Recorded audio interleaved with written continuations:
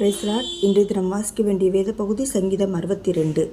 தேவனையை நோக்கி என் ஆத்துமா அமர்ந்திருக்கிறது, அவரால் என் இரட்சிப்பு வரும். அவரே என் கன்மலையும் என் இரட்சிப்பும் என் உயர்ந்த அடைக்கலமுமானவர். நான் அதிகமாய் அசைக்கப்படுவதில்லை. நீங்கள் எதுவரைக்கும் ஒரு மனுஷனுக்கு தீங்கு செய்ய நினைப்பீர்கள்?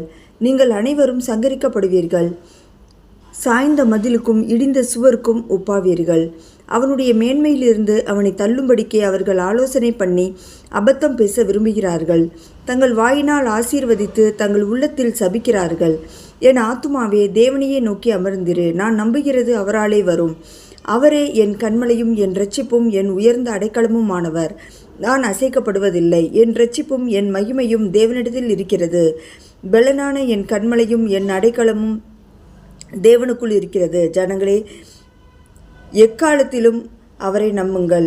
அவர் சமூகத்தில் உங்கள் இருதயத்தை ஊற்றிவிடுங்கள். தேவன் தமக்கு அடைக்கலமாயிருக்கிறார். கீழ்மக்கள் மாயையும் மேன்மக்கள் பொய்யுமாமே. தராசிலே வைக்கப்பட்டால் அவர்கள் எல்லாரும் மாயையிலும் லேசானவர்கள்.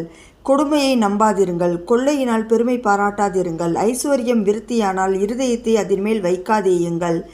தேவன் ஒரு தரம் விளம்பினால் 2 தரம் கேட்டிருக்கிறேன். வல்லமை தேவனுடையது என்பதே, கிருபையும் உம்முடையது.